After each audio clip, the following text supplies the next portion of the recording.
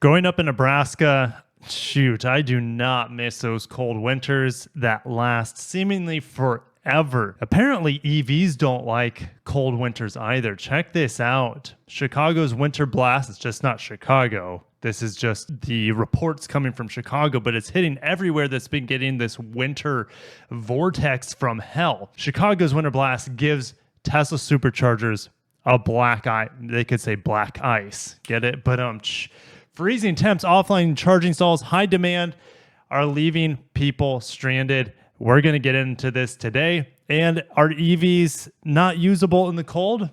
We'll find out. You know, Tesla is known for having the best charging network in America. It's getting overwhelmed with the cold temperatures. And since there are cold temperatures, EVs need to charge more often since they lose their efficiency way more fast compared to gas cars when the temperatures get cold. And so now you have not only these charging stations trying to operate in sub-zero temperatures, you're having multiple times the demand due to people maybe not ever using superchargers, now needing to use them due to the lack of range now on their frozen EVs. Over the Martin Luther King Day weekend, Tesla owners have had to have their vehicles towed after running out of juice while waiting for hours in a line to charge at the clogged up supercharger stations. Good old WGN, you know, I grew up watching WGN in Nebraska. For some reason got that channel so I could watch Michael Jordan's Bulls growing up. I could watch Sammy Sosa crack home runs on WGM as a kid. So that was amazing. But anyways, the charging stations on Monday had long lines, tow trucks, and in some cases taking Tesla vehicles to owners' homes or to other supercharging stations. Well, yeah, they have to tow them somewhere. So they're going to go home. They're going to go to another charging station. I don't know where else you would take it. Someone else's home so you can charge it somebody else. I'm not sure. An unidentified Uber driver. Oof, this has got to be rough if your primary is an EV in these cold winter times. But an unidentified Uber driver, and that's the thing. Imagine being an Uber driver and relying on your range in your efficiency to do a lot of the heavy lifting. And well, your efficiency's gone out the window as well as your range, and now you have to charge a lot, which also reduces how much you can give people rides. Guys, don't forget that charging at supercharging stations costs sometimes double, maybe more than what it would to cost to charge at home. So if we look at this guy, JBass3 over at Reddit, he did an amazing graph of the cost of kilowatt hours at 67 Tesla superchargers he's been to over the past 6 years. So let's just pick this data point here. It's about 36 cents per kilowatt hour on average. I don't know what it's going for in Chicago right now. The Model Y has 57 kilowatt hours of usable battery or so. Let's just say you're not completely empty. Let's say you need 50 kilowatt hours to charge to get back up on the road. But that's the thing, you know, are you going to charge past 80%? So let's even reduce this even more. Let's just say 45 kilowatt hours in that case times 0.36 cents per kilowatt hour. So it's costing you about $16 to fill up your EV battery pack. So really, it's not that big of a deal in terms of cost. Yes, it costs way more than charging at home, but more than anything, you just want to be safe and have the range to get back home before freezing to death. So you're not really concerned about the cost. So yeah, anyways, I wouldn't have an electric car as an Uber, especially if you live in a cold climate. But he said he had to wait for an hour for an open charger, then had to wait 2 hours for a full charge. Holy cow. So this has such a compound effect.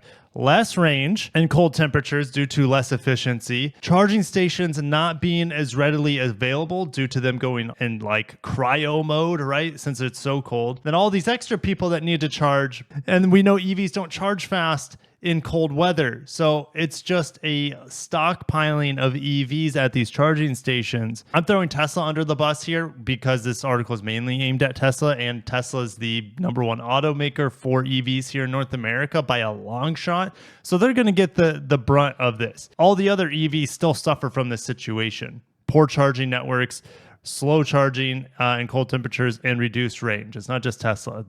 They have the same battery technology as everyone else. And this Uber driver, while driving in the cold, the battery range fell so fast he had to charge twice a day while working. So you're charging twice a day for 2 hours at a time. So you're sitting there not making money for 4 hours as an Uber driver. Wait. If you add the hour, but I forgot to add the hour that you're waiting while you're charging before you get your charging plug. So up to 6 hours of waiting to charge your EV as an Uber driver, you're just wasting money. Time is money. I'm out of this Tesla after today. The Uber driver told it good. He wised up. Some people are super stubborn. They don't want to go back to internal combustion. They like the feeling of not being reliant on, higher maintenance costs in theory and having to go to a gas station, when you can charge at home. For this guy, EVs make no sense up in freezing temperatures. He's going to go back to gas. Absolutely. The EPA says internal combustion engines lose, gasoline anyways. I'm not sure about diesel. I bet it's similar. We know diesel fuel gels when it gets cold, right? And you got to keep a warmer plug on it. But anyways, gasoline mileage goes down about 15% in freezing temperatures. Now that is going to vary depending on the temperature outside as well. EV efficiency can fall up to 40% depending on how much energy is used to heat the cabin. Now, most EVs have heat pumps now, but that's still not going to really help your situation a whole lot. A little bit here and there, but not as much as we need it to because the chemistry is the bottleneck here in this situation. Tesla recommends in cold weather to include warming the cabin and battery before leaving home, preconditioning the battery before arriving at a supercharger, driving slower to conserve energy, and using seat heaters to keep warm rather than the cabin heater.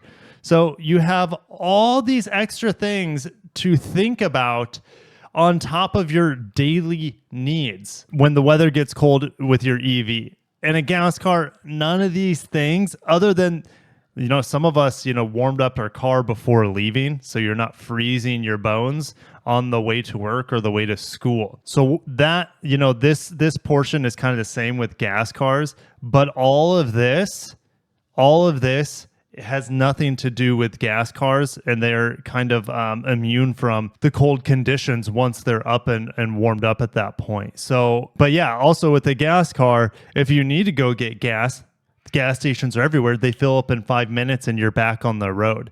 And the complete opposite is happening. It's a nightmare situation, as I've reiterated over and over. Another guy talked to Automotive News that this experience came out of the blue. He said he's had his Model 3 for 3 Chicago winters and never had to wait a minute, let alone 5 hours. Well, here's the thing. Okay, winters vary year over year in the Midwest.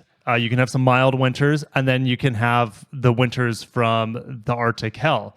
And those are the ones we all remember. Now, if you have an EV, you're going to remember this one probably better than a lot of those other hellish winters because you're waiting for hours and hours and hours, and potentially you have to get your EV towed to the nearest supercharging station or home to make sure you don't freeze to death, because that is a true possibility happening here. And also, since Teslas are more numerous than ever before, and you can say their superchargers are as well, but their volume on the streets has increased way faster than their supercharging networks. And so this is also compounded by just the sheer volume of Teslas and EVs now on the road. So this is not going to be an anomaly. He's got away with not having this inconvenience for the first 2 of his 3 winters, and I guarantee this is going to keep happening if he sticks with a Model 3 or any electric vehicle until we can get better chemistry, mainly solid state batteries, to overcome these shortfalls or shortcomings of EV batteries here in cold times. That same guy said he got stranded in Chicago with no heat for 5 hours and negative 10-degree weather. He's lucky he's not dead.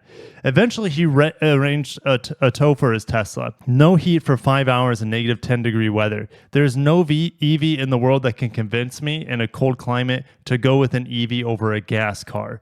I'm sorry, it just would never make sense to me unless if I was, plenty wealthy, I could have an EV for my summer driving, and that'd be just fine and dandy. And then I would have a gasoline car for my winter driving, or a diesel. I'd rather have gasoline so I don't have to worry about warming that diesel fuel. So, that guy says, it was a one-off bad experience and that he still loves his Tesla. I don't know if he'll keep loving his Tesla, as this winter is far from over, and winter comes every year for 6 months in Chicago, and it sucks. Different people have different tolerances, and they're willing to forgive things and people for their shortcomings, and that's fine. But for me, this would not be happening.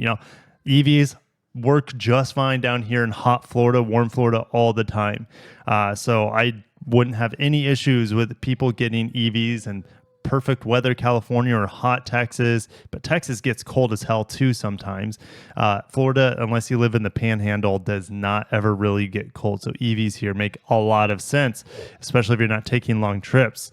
And here we go, a long commute. That same gentleman who stressed it was a one-off, he was wearing a black hoodie with a Tesla logo and explained that he has a long commute from his home in Indiana to his work in Illinois, but generally can make the round-trip journey without using public chargers. And after work this Sunday, he told Fox he realized he needed to stop at a supercharger and juice up because he didn't have enough range, right? We know that the efficiency goes down up to 40% in cold temperatures. Tesla navigation software directed him to a supercharger in Evergreen Park, Illinois, but only 5 of the 10 stalls were working, and 4 of the working stalls were blocked by empty cars because they're freezing to death more than likely, or they just refused to charge since they're too damn cold, or they just took forever to charge as well.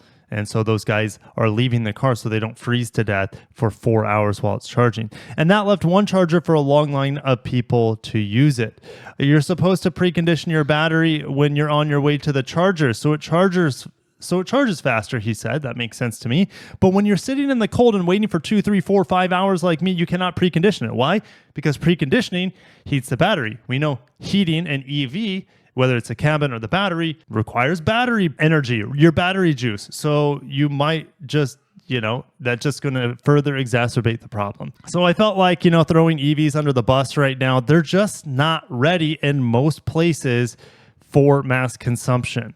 Here in Florida or in California, where you have good weather all the time, I have no issues with EVs, but as long as you have a backup car that has an internal combustion engine, yeah, get yourself a Tesla, get yourself an EV. But if it's your only car in a freezing, hellish environment, you're setting yourself up for not only major inconvenience and a waste of your time, you're setting yourself up for a potentially life-threatening situation that a gas car just does not have the same sort of hazards built into them due to their fast fill-up times, their better efficiency in colder temperatures, as well as the huge abundance of gasoline charging stations or gas stations. My gosh. Anyways, I felt like sharing this. I do not miss winters at all. This is beautiful. This picture is beautiful. It does make me miss seeing the snowfall, seeing it accumulate, seeing the landscape changed